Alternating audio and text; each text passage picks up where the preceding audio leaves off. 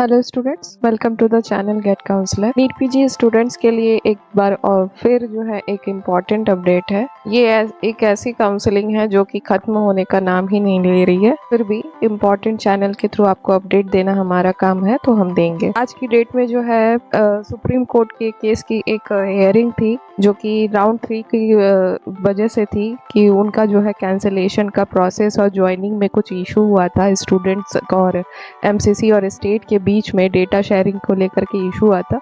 उस पर जो है आज सुप्रीम कोर्ट में केस में हियरिंग थी, तो उस पर भी बात करेंगे।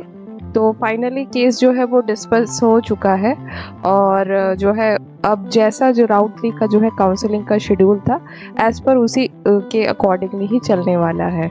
तो एमसीसी का जो है अभी आपका 7 तारीख को जो है आज की डेट में आ चुका है कि आपकी जो है ऑल इंडिया राउंड 3 की जो है काउंसलिंग की प्रोसेस है, वो ज्वाइनिंग जो जितने भी है वो अप टू डेट हो चुकी है। अगर आपका जो है राउंड 2 में अगर आपने ऑलरेडी कहीं पे अगर आपने स्टेट में अगर आपने ज्वाइन किया हुआ है, तो फिर ये अपडेटेड लिस्ट में से है, तो उनको जो है स्टेट में कितना राउंड 3 में वो पार्टिसिपेट कर सकते हैं कि नहीं कर सकते, वो सारी चीज़ें क्लियर हो चुकी हैं। तो कौन कौन से स्टेट्स जो है अभी फ़िलहाल का जो है स्टेटस चल रहा है, जिसमें एज़ पर शेड्यूल जो है जो कि स्टेट्स है वो यूपी, बिहार, कर्नाटका और जम्मू कश्मीर है, जिसकी लास्ट डेट ऑफ ज्वाइनिंग जो है 8 फरवरी यानी कि कल है, जो एज़ पर शेड्यूल है। ये लोगों ने रिजल्ट भी डिक्लेयर कर दिया ये स्टेट्स ने, और 8 फरवरी तक इनकी ज्वाइनिंग एडमिशन्स की चल रही है। रिजल्ट कुछ स्टेट्स ने पोस्टपोन किया हुआ था, जो कि आपके उत्तराखंड, राजस्थान, पौंडीचेरी, हिमाचल प्रदेश, महाराष्ट्र, वेस्ट बंगाल, मध्य प्रदेश और आसाम है। इनकी रिजल्ट भी पोस्टपोन वही सुप्रीम कोर्ट की हेयरिंग को लेकर के थी, जो कुछ स्टूडेंट्स ने जो है पिटीशन दिया हुआ था उसकी वजह से था।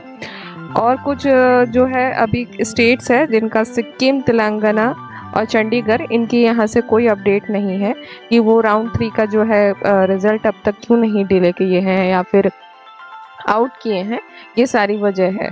पंजाब और हरियाणा ने तो डायरेक्ट कह दिया है कि ये स्टेट्स में जो कि ऑलरेडी अगर ऑल इंडिया कोटा के राउंड 3 में जो है उन्होंने ज्वाइन कर लिया है स्टूडेंट्स, अगर हम अपना रिफ्रेश एक रिजल्ट बनाएंगे तो उसमें जो है जो ऑलरेडी ऑल इंडिया कोटा से जो है डेटा आने के बाद अगर वो रिवाइज होता है कि वो उस सारे स्टूडेंट्स का नाम जो है हमारे राउंड 3 से जो है स्टेट का काउंसलिंग के वहाँ से जो है उनको हटा दिया जाएगा।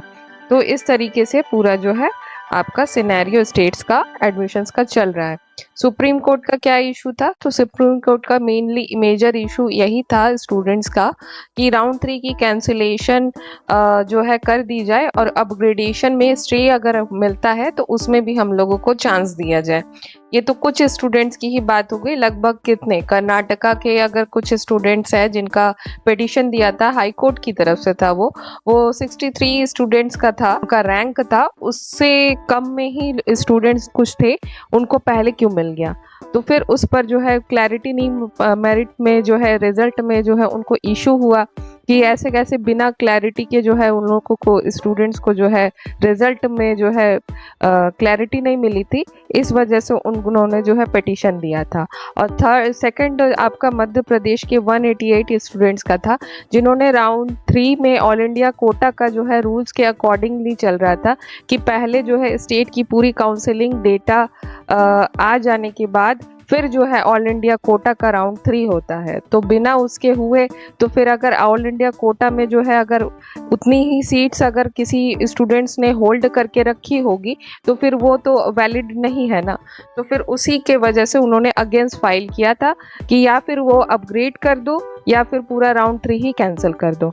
तो दोनों तरीके से कुछ स्टूडेंट्स के लिए है जो है, बाकी के स्टेट्स जो ऑलरेडी टाइमलाइन पे चल रहे हैं उनके लिए फिर वो इनवैलिड हो जाता।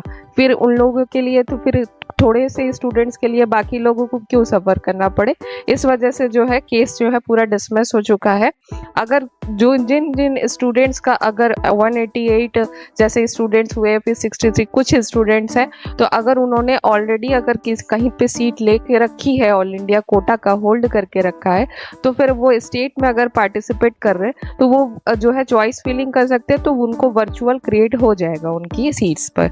तो फिर वो स्ट्रे में जो है अब नहीं पार्टिसिपेट कर पाएंगे।